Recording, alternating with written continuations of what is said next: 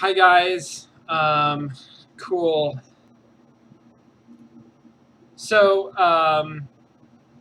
thanks for sticking around for that. That was really interesting for me to see sort of how the game progressed and what it did with some of the more complicated like coding stuff. Um, I wish that we had finished it, but I think I'm pretty done with it. Like I don't need to play more. Certainly not on stream. So I feel like we got a lot out of it. Here's a question from the chat. The chat, while I was playing, presumed that the difficulty spike transitioning to the Lua-centered last part of the game was inevitable. And if that's true, it seems like the challenge for the developers is to build the player's self-efficacy up enough in the beginning of the game to make him or her feel able to tackle the difficulty spike.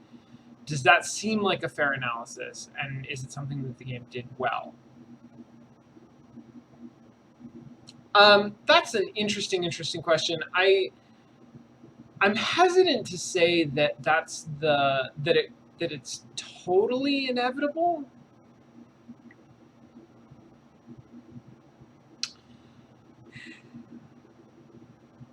I mean, I do agree with that analysis. I think that that's what the game is trying to do. I think that it has this difficulty spike and it's aware of its own difficulty spike, and it is trying to set up the first section of the game to get players sort of excited about the sort of the whole process, the whole idea of what they're doing, so that when they start coding in Lua through the crazy visual interface, that excitement carries them through. They have some momentum. I think that's a really good analysis. I agree with that totally. I don't know that that's necessarily the best approach. And I have to say, the thing that I find most troubling about it is that you could play through the first 2/3 of the game without the kind of knowledge, without the kind of like real background that I think the last third then all of a sudden demands kind of out of the blue. Because of the way the first part of the game is structured, it's super accessible, especially for what it's asking you to do. Like if you have a basic working knowledge of, Zelda style, that it's Zelda level puzzles, really. And they're not quite in the same format as Zelda puzzles, but they're not terribly different. They're just sort of depicted a little bit differently, and they're straightforward enough. They're simple enough that anybody who has that level of proficiency with puzzle games, like action adventure puzzle games, I think is going to be able to figure out like how to deal with turtles and ravens and like those kinds of things, and is even going to be able to do like invisible platforms and getting past guards and all of the USB sword and invisible hat stuff. Pretty much anybody can come in. I say anybody. Pretty much anybody with a minimum proficiency of problem solving and puzzle solving can come in and do. And you don't need any kind of a working knowledge of either like real computer science concepts or you know any kind of like coding language. You don't need to be able to program to do any of that stuff. So when the game demands all of a sudden that you start programming, it comes as a shock, right? Like it's gonna filter out a bunch of people who could keep up with the game up until then. It's not just a difficulty spike. It's actually like it's a it's a it's a it's a proficiency spike. It's a like prerequisite spike. All of a sudden, the game is requiring a different kind of literacy from the player than it has required for the entire previous part of the game. That I think is not inevitable. And I would have appreciated, like, so even if we accept the idea that it's inevitable that this game is not going to be able to teach you how to program. It's not going to teach you Lua. You're going to have some like fundamental understanding of programming concepts in order to get anything out of the final act of the game. So let's accept that for a moment. Then I think it's problematic that the game starts not based on that assumption, that it like lays a foundation for play, the invitation to play. We were just talking today about how important invitation to play is. I mean, like the way that it calls the player in and says, hey, here's a game for you, here's something that you can play, does nothing to suggest ultimately you're going to have this foundational knowledge. There's stuff that we're not going to be able to teach you, and you're going to need it later, but you don't need it yet. I find that really troubling, because I think a player who gets into the game who doesn't have a background in computer science or programming, who gets excited about the first sections. I'm not going to say that it's impossible. I think we've got people in the chat maybe who actually did do this, who don't have that background and were able to sort of brute force their way through the puzzles in the last act. And I mean, more power to you if you do that. It's hard for me to believe that that's the desired experience. It doesn't seem like it's crafted that way to me. And I'm coming at this from a perspective where I have that background. And so it's hard for me to really imagine, like, what is it like to be a driven player who's passionate about the game and doesn't have that background and wants to keep playing? What is that experience like? I'm quite removed from that experience. I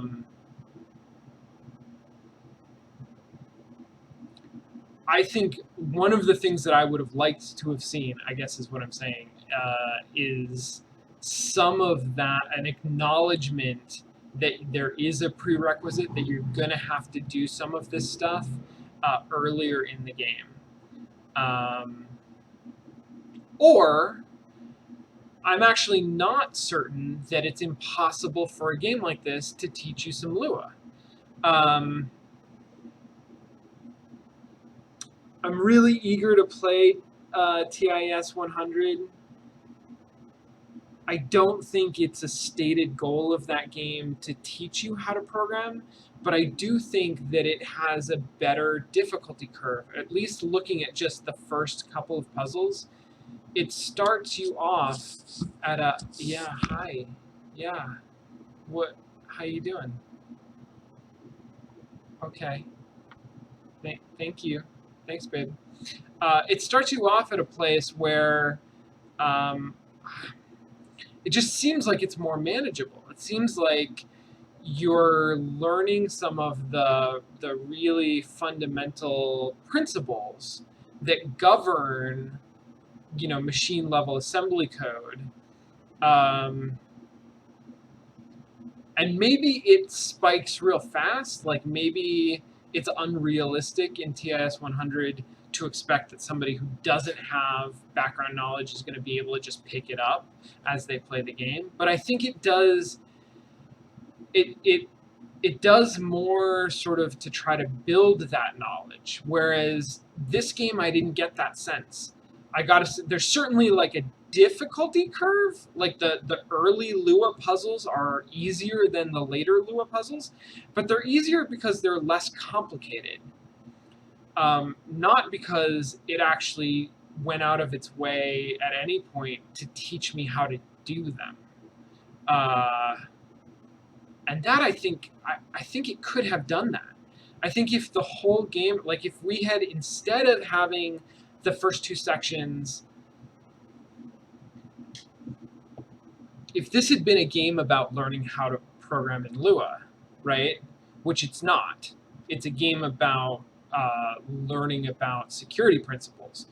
And learning about security principles, I think you need those first two sections. But now she's poking her head up above the monitor. It's kind of hilarious. But if this was a game about learning Lua, I think you could skip those first two sections and you could stretch out the... Are you going to try to jump over the monitor? Okay, sorry. I'm distracted by this cat. You could stretch out that third act and really make an effort to build up some kind of foundational knowledge about what are these different commands and how do they work, and like really build up an understanding of very short scripts to much longer, much more complicated scripts. And then, you know, I have to know what a library is. I have to understand what a game's file structure looks like to even be able to understand like what that library of Babel is doing, what it's simulating. So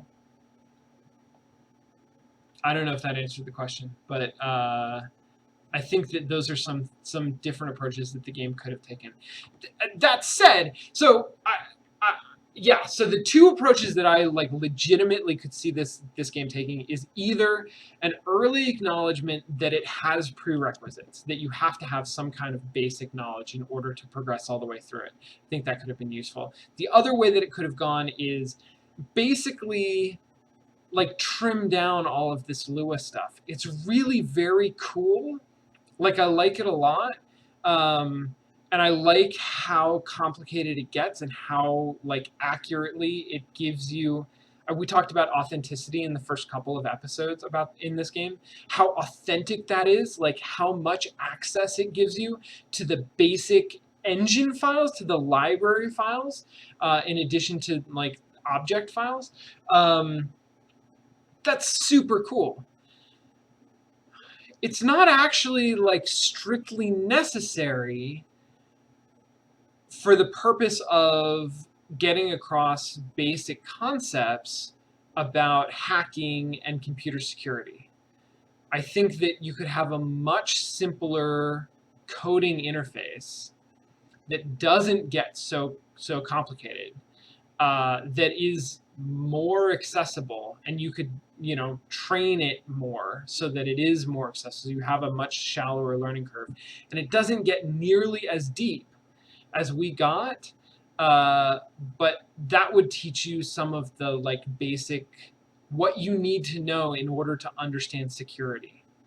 I don't think that you need to know all of this, all of what it gives you access to understand security.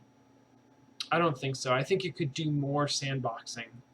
That would be a shame, like, because there's so much that's so cool about how much access it gives you. I just don't know that it ultimately serves the purpose of the game as well as maybe restricting that would have. Okay. God, talk about vision of gaming 10, 20, 30 years from now.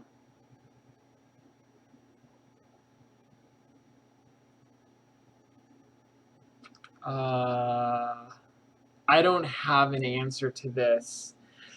I think so. Gaming. I think the future of gaming is in diversity. I think that right now a lot of people would be eager to tell you that the future of gaming is in VR, and I think that is a little myopic. VR is very exciting.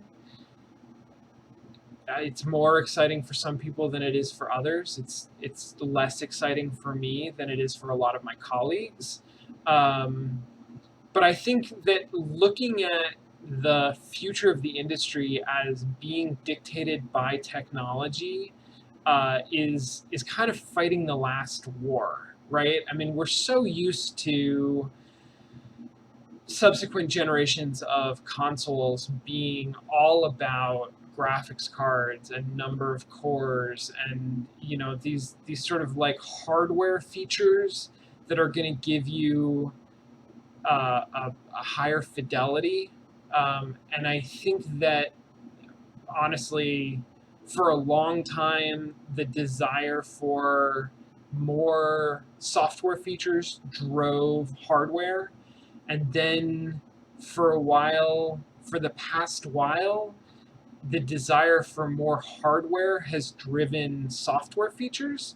And that's where this like kind of absurd obsession with realism as an aesthetic has come from.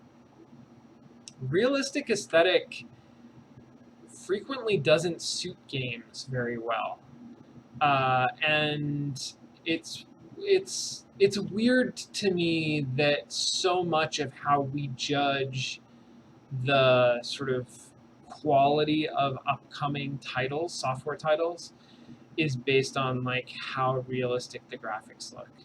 Um, so, which isn't to say that there isn't space for that. I think that there will continue to be a push towards extremely realistic graphics. I just don't think that that's going to remain the dominant thrust of the industry. I think that we are starting to move into an era where recognition of a diversity of aesthetics, a diversity of audiences, a diversity of developer points of view is really coming into its own. And I think 10, 20 years from now, there's going to be an explosion in what we think of as games, like what we understand games to be. Right now, we're still extremely restricted. I mean, you look at the games that come out that push the envelope. You look at like Dear Esther and Gone Home and games like this, walking simulators. That there's backlash against calling them games. You look at Tale of Tales that recently shut down because they just like they can't they have trouble getting traction uh, because their games are sort of out there. And you look at these games, you look at Gone Home.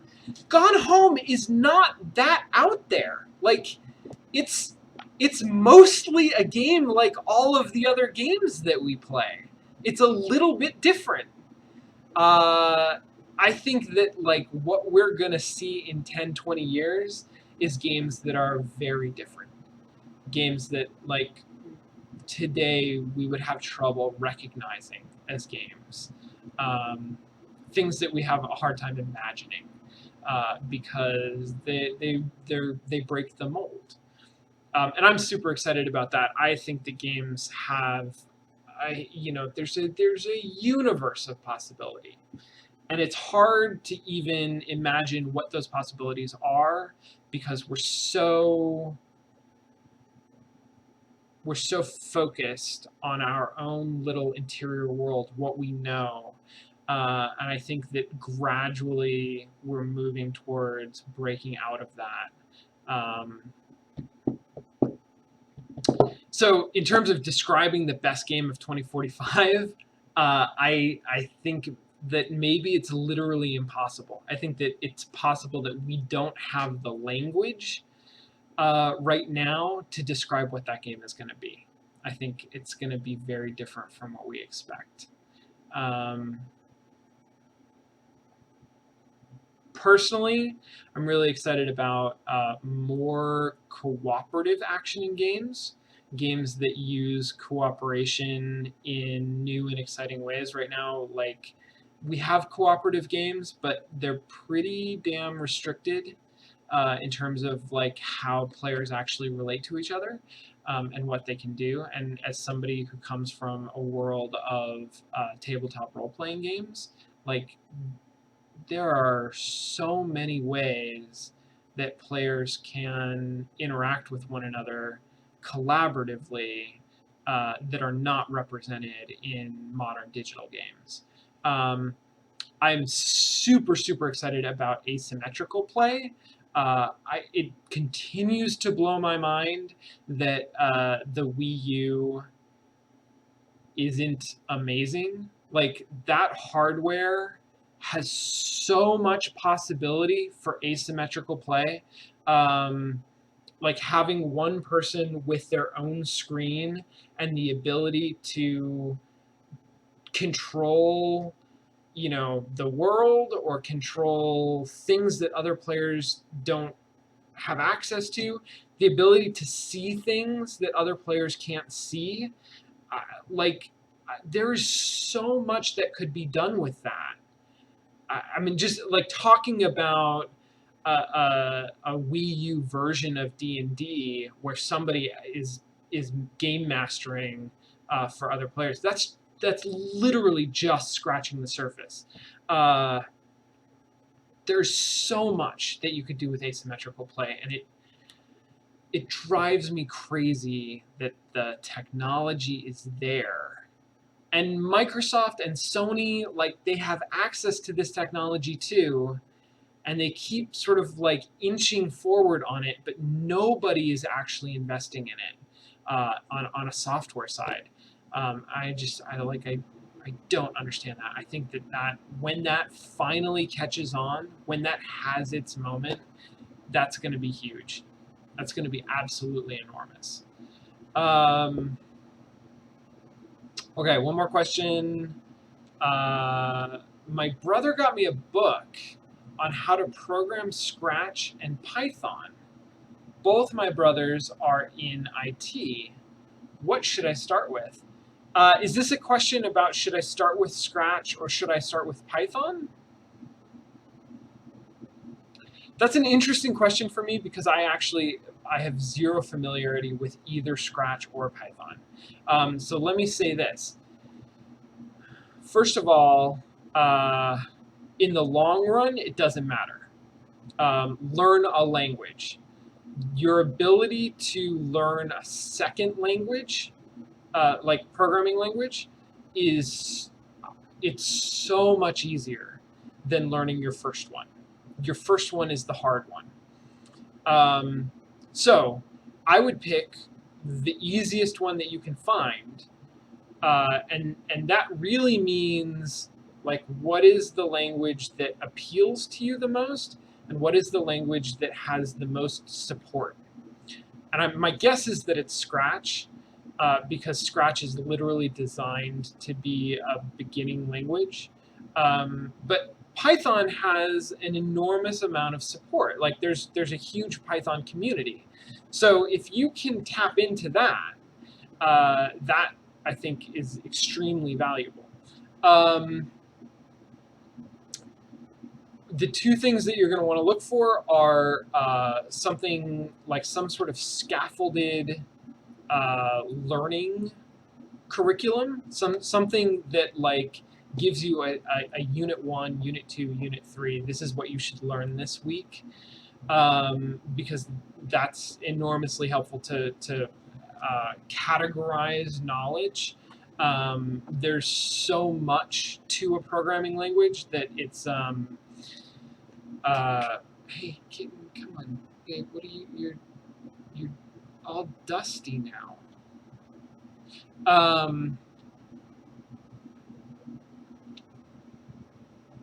There's so much information to be learned when you start out with a programming language that it can be hard to figure out, like, what do you do first.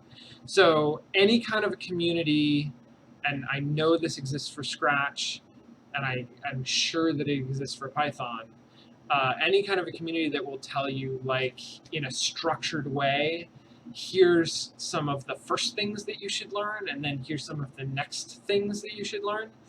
That's extremely useful. The other thing is have a project, like, and not something super complicated. Like, come up with the simplest thing you can that you think is reasonably doable in the language that you're doing. And in fact, I would say as like week to week, come up with a weekly project. Come up with like, okay, so now that I've learned this much, what is something that would be kind of interesting, that might be kind of fun, that I think I could do now?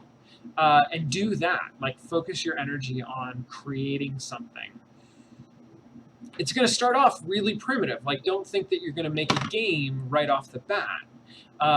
But you know, pretty quickly you can make tic-tac-toe, or you know, there are very simple games that you can make very quickly, and so that's what I would do. I would like think about what are the simplest games that you can replicate, that don't involve graphics, that are you know, just text based, and then work your way up from there and improve them and learn new things and improve from there. But yeah, from the chat, the base concepts you learn first are translatable to anything. 100% true. Like once you learn how to program in any language, taking that and learning a new language is almost trivial. I mean, like I'm at the point now where I know it's going to take a little bit of time, like it's going to take some effort on my part, but the idea that I might have to do something in a language that I've never touched before doesn't intimidate me at all, because picking up a new language is really easy. Like once you have a competence in programming, doesn't matter what language you're dealing with, you can pick up a new language. So from that standpoint, it doesn't matter. Okay, it's after 11:30. I just really quickly want to talk about Ashley Madison because it's in the news this week and because it's such an interesting case study of information security. I'm not going to talk about the ethics of it, although the ethics of it are also fascinating. But for anybody who doesn't know, Ashley Madison is a sort of a dating website that was recently hacked, and it's specifically it's like an extramarital dating website. So the fact that it was hacked is significant because most of the people who have accounts on it don't want anybody to know that they have accounts on it, and specifically they don't want their spouse to know that they have an account on it. And recently, like in the last couple days, a package of a large amount of data has been made available that is supposedly all of the email addresses of users that were exposed in that hack. And so this brings up a lot of questions about, you know, how information gets protected. The information that we use, that we, you know, rely on all of the time. What kind of, how is that being encrypted? How is it being protected? How is it being guarded against hackers? I mean, like, it's easy to think about hackers as this nebulous term, that there's like, there's something magical about it, right? Like when it's in the media, when it's in the news, the idea that like hackers have stolen a bunch of data from Ashley Madison, or, you know, last year, a couple years ago, it was Sony. Like this isn't the first time that this has happened. It's not even necessarily the most interesting case. It has interesting implications, but it's a chance for us to sort of think about what that actually means. And having played hack and slash, having kind of a little bit more of a sense of what it means, like what is the process of hacking. It's not a magical process. It's a process that's fundamentally about a curiosity about how things work, right? It's about developing an understanding of the underlying systems that are not readily apparent. And I should have prepared for this better. I should have looked into like what kind of a hack was used uh, to to to get this information, um, because I have no idea. But I am familiar with a number of different common types of hacks, especially for breaking into databases. And like, I do a lot of programming with SQL databases where there are all kinds of injection attacks. An injection attack is basically, I mean, it's the kind of thing that you can imagine being in hack and slash. It's where, as a programmer, as a web developer, I have a database and I have, commands that I'm sending to the database in order to retrieve data from it. So, for example, if I'm developing for Ashley Madison, then I'm going to say when you put your email address into this form in the website, I'm going to store that in our database, and then I'm going to pull back like your password and check it against the password that you entered or whatever I'm doing. Um, as a hacker, I could conceivably enter a string. I could enter some text into the field of the form that is looking for my username or my email address or whatever, that short circuits the command that gets sent to the database, that actually rewrites what that command is, that causes it to return a different value than what the developer was expecting it to return. And if I have enough understanding of how that database works, of how the front facing, the client side code works, then I can actually I can create a system that feeds back information that was never intended to be fed back. And that is an extremely primitive hack, and I'm certain that that's not it wasn't that simple. Like, what I'm describing is so simple that it's like very widely known and generally well protected against. But there's a lot of more sophisticated hacks often are just kind of more complicated versions of less sophisticated hacks.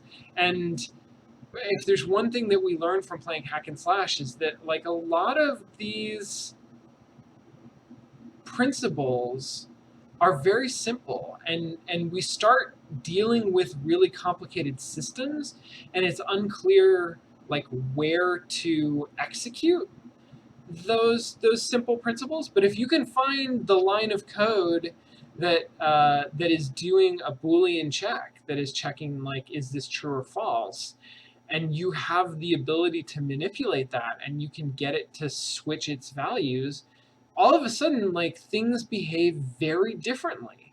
And if you can understand or have enough opportunity to practice trial and error, then you can get like you can get things to do all kinds of behaviors that were never intended.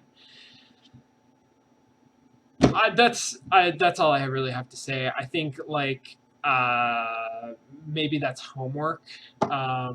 Next time, like as this current hacker crisis is in the media over the next couple days, when the next one emerges, when it turns out that some other big company has had some sort of a security leak, think about it in terms of like, what actually are the systems that are involved in that? What had to be compromised in order for that, to take place, in order for that data to leak?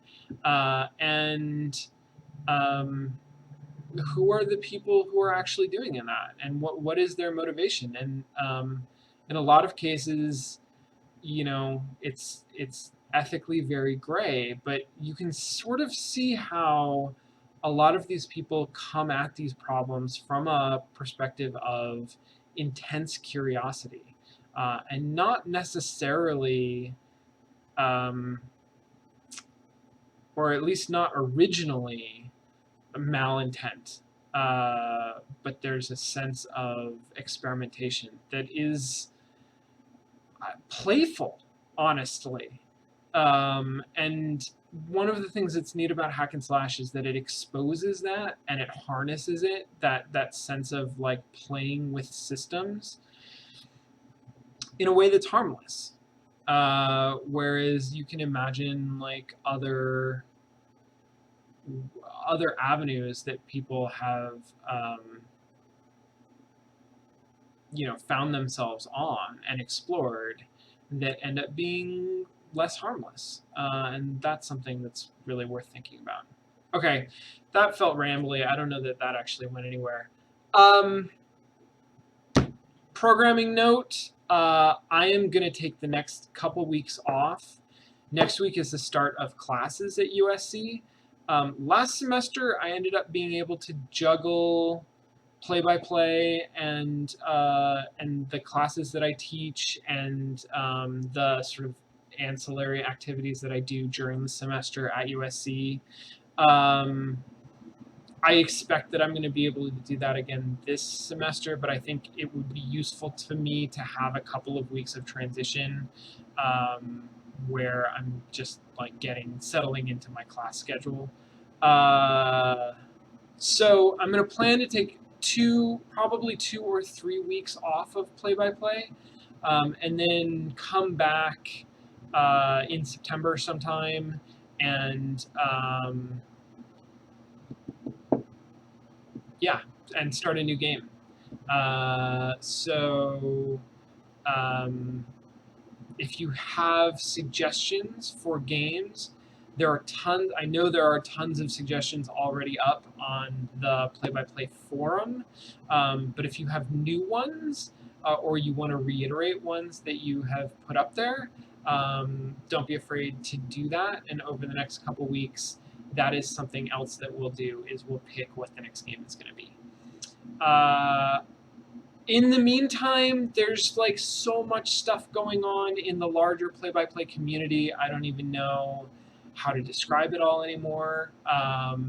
There is a calendar of events that is, we're working on figuring out how to keep it up to date.